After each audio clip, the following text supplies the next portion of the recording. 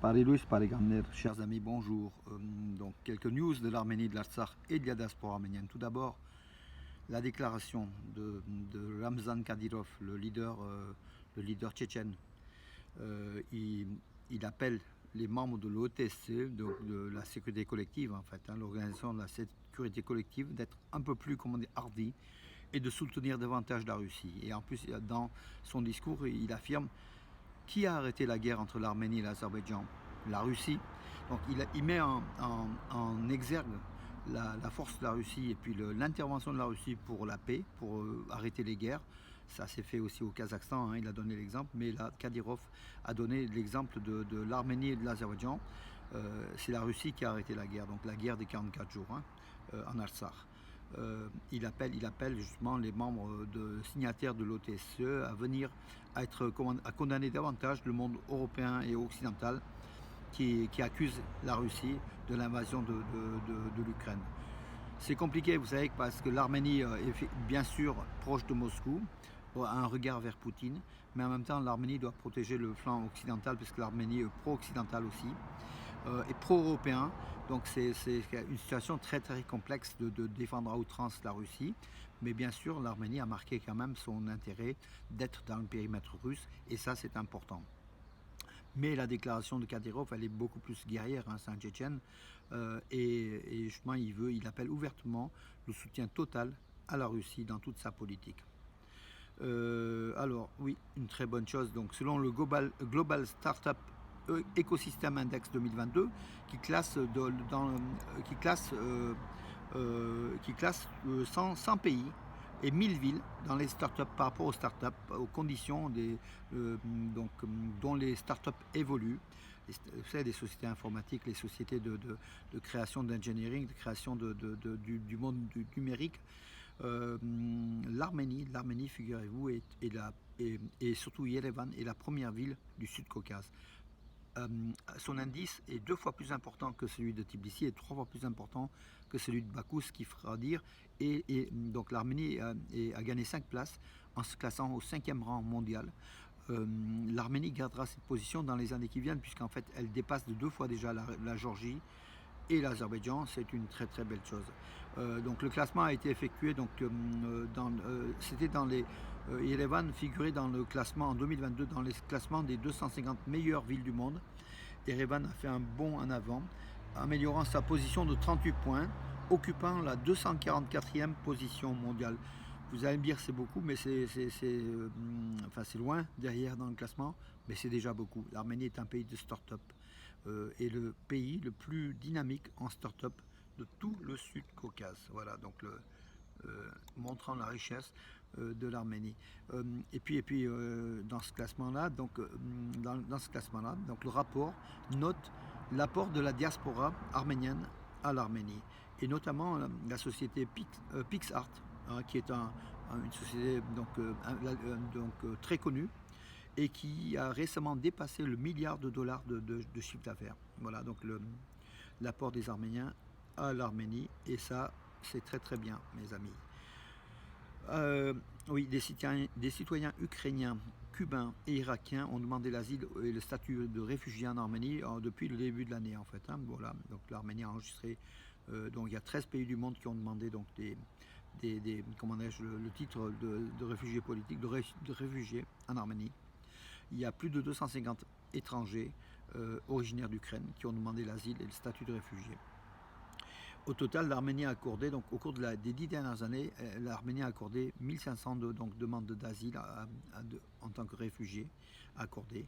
Et au cours des 5 dernières années, la moyenne par an, c'est 220 demandes d'asile. Toutes les demandes n'aboutissent pas, voilà, mais l'Arménie est aussi un pays de refuge pour ceux qui cherchent la paix, qui cherchent la tranquillité. Voilà, donc l'Arménie, avec les moyens qu'elle a, voilà, modeste, mais elle est là. En économie, donc l'Arménie va développer un centre de développement stratégique qui sera établi en Arménie. Donc l'Arménie a participé au forum économique de Saint-Pétersbourg avec un stand qui fut reconnu le plus beau stand de toute l'expo du forum. Voilà, un très très beau stand. Et l'Arménie va développer un centre de développement stratégique en Arménie. Alors, Oui, donc Nicole Pachinian est à Minsk. Il est parti hier à Minsk donc, pour une réunion justement de l'OTSC ou attendez, de l'OTSC, peut-être pas, peut-être une réunion du marché économique euro-asiatique. Il est à Minsk, voilà, donc il a rencontré de nombreux présidents responsables. Et a priori, tout se passe bien. On aura des échos aujourd'hui donc, dans le détail. Alors, le ministre arménien de l'Éducation a publié la liste des prix de tous les livres scolaires qui seront achetés donc, et qui seront achetés auprès des établissements scolaires. Ils ne sont pas très chers, mais pour l'Arménie, c'est quand même cher. C'est de l'ordre de 1 dollar, 1 euro à 2 euros. Pour nous, c'est pas cher, mais c'est vrai que pour le citoyen arménien, c'est beaucoup. Et sachant que jusqu'en classe de 4e, les livres de 4e classe, les livres scolaires sont gratuits. Au-delà, c'est payant. En télévision audimat, vous savez, dimanche soir, nous avons regardé le documentaire L'Arménie des résistants du Caucase dans la série des routes de l'impossible sur la 5. Et bien, donc cette émission, ce documentaire a reçu 681 000 téléspectateurs en fait, qui ont regardé en prime time la 5, donc sur France 5, et en classement donc oui, ça, avec donc c'est 3,2% des parts de marché des téléspectateurs, ce qui est beaucoup. 680 000, c'est aussi beaucoup pour un documentaire qui est rediffusé, hein, donc voilà. C'est un score plus qu'honorable. Donc c'est en 8e position la chaîne donc France 5 était en 8e position pendant le prime time de dimanche soir grâce à ce documentaire sur les Arméniens du Caucase. En premier lieu, c'était TF1 avec Camping 2, 18,4% et plus de 3 millions de téléspectateurs. Mais là, on comprend aussi. Hein, voilà. Mais en tout cas, bravo à la 5 d'avoir rediffusé ce documentaire qui est difficile, hein, qui montre le côté très difficile de l'Arménie rurale, de l'Arménie des routes, de l'Arménie des campagnes. Mais c'est aussi une réalité ou une forme de réalité puisqu'il y a une mise en scène qui est importante. Donc une sélection des meilleurs tapis de collection de costumes et tapis vont être exposés, mais pas qu'une soirée en fait, hein, donc le 23 juin à 21h, de 21h à 22h, donc pendant une heure, dans l'entrée de la Galerie nationale d'Arménie en fait, hein, sur la place de la République à Yerevan, voilà, donc au centre hein, d'Yerevan. Il y aura donc les tapis anciens et puis les costumes issus des collections du musée hein, qui seront sortis voilà, pour les touristes et pour ceux qui veulent aussi visiter et surtout découvrir les richesses nationales de l'Arménie qui sont extraordinaires. Cuisine arménienne, donc le 11e festival du Dolma s'est déroulé donc, sur l'espace du site historique et culturel de Zvartnots avec l'ancienne église détruite hein, datant du 6e ou 7e siècle sur les lieux. Présentation de 70 dolmas différents. Voilà.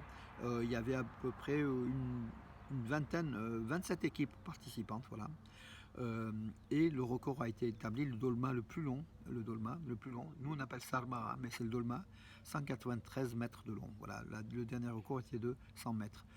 Ceci dit, c'est pour amuser le peuple, hein, donc ce record de la longueur du dolma. Le fond de ce festival, c'est surtout faire découvrir le dolma arménien, qui est un dolma. L'Azerbaïdjan voulait inscrire le dolma au titre de cuisine azérie, mais c'est une cuisine arménienne, donc et justement Mamoulian, le chef cuisinier, donc de l'Arménie, a créé, a financé, a poussé l'élaboration de ce festival du dolma pour montrer que le dolma est bien arménien et que les Arméniens depuis la nuit des temps réalisent le dolma. Voilà. Donc, et 70 types de dolma ont été présentés, 70 types lors de ce festival. Heureux ceux qui ont assisté. Malheureusement, nous n'étions pas à Yerevan pour cela. Bon, c'était l'après-midi, c'était dimanche après-midi. Hein, voilà. Le premier vol donc, entre Yerevan et Beyrouth aller-retour hein, de Fly One Armenia a été inauguré donc, hier. Voilà. Il y aura 2 vols, hier c'était le 20 juin, oui. Il y aura 2 vols hebdomadaires par semaine en direction de Beyrouth et Yerevan aller-retour, les lundis et les jeudis. Avis aux amateurs, à tous nos Arméniens du Liban, de Syrie, tous ceux qui veulent se rendre en Arménie par avion, pas cher, parce que c'est du low cost, hein, Fly One Armenia, 2 fois par semaine. Et je salue donc son directeur, hein, Adam Ananian. Je vous l'ai déjà dit, c'était l'ex-directeur d'Armenpes. C'est quelqu'un que je connais très très très bien et qui est très sérieux. Et voilà, mes amis. Voilà, c'est bon pour le tourisme en Arménie, hein, le développement de ces liens de transport. Après les 2 années de Covid qui nous ont fait beaucoup de mal, qui ont fait du mal à la planète entière. Hein. Voilà, aujourd'hui, l'Arménie revit, le tourisme revit et repart à la hausse. Et nous soutenons, nous devons nous rendre en Arménie. D'ailleurs, on se rendra nous cette année 1 fois, 2 fois. Voilà, mes amis, c'est une façon aussi de soutenir l'Arménie. Enfin, une dernière nouvelle de sport, hein, l'Inter de Milan a confirmé avoir signé un contrat avec l'ex-international arménien Henrik Mkhitaryan. Un contrat de 2 ans. Donc Heno, donc notre Arménien, le plus grand footballeur arménien de tous les temps, va jouer la saison prochaine à l'Inter de Milan. Le club publiera après examens médicaux, donc la semaine prochaine, toutes les données de cette recrue. Donc, et sous les couleurs de l'Inter, il y aura des photos de Henrik Mkhitaryan sous les couleurs de l'Inter de Milan. Bravo à Heno, bravo, qui a vécu longtemps à Valence, dont on a connu le père, Hamlet Mkhitaryan, qui était aussi un international arménien qui jouait à la Rarat Erevan, et puis après à Bovian, Godaïk à Bovian. Il est venu jouer ici au club arménien de l'USUA, l'Union sportive des jeunes d'origine arménienne de Valence, qui a été renommé Azouav Valence et qui a fait des beaux jours, qui a fait monter le club de la 3e division en 2e division, avant de mourir prématurément malheureusement à Yerevan à l'âge de 33 ans. Nous le regrettons. Voilà. En tout cas, son fils Eno est là pour nous rappeler à chaque fois que cette famille est une famille de football avec des génies. Mes amis, le ciel un peu voilé, mais beau temps aujourd'hui. Faites de la musique. Ceux qui peuvent sortir aujourd'hui, donc allez-y. Il faut après 2 ans de difficultés, aujourd'hui, plus que jamais, c'est le bonheur. Il faut vivre. Premier jour de l'été, mes amis. Nous pensons à l'Arménie, à l'Artsakh, à la diaspora arménienne. Et surtout, je pense très fort à tous les villages d'Arménie, les villages frontaliers d'Arménie et tous les villageois et les villageoises qui luttent jour et nuit pour défendre la frontière, pour défendre leur famille, leur niveau économique, hein, qui est très très difficile. Hein, donc voilà, et qui luttent. Ils ont une double lutte, une triple lutte. Soutenons les villages frontaliers de l'Arménie, mes amis. Bonne journée, à demain.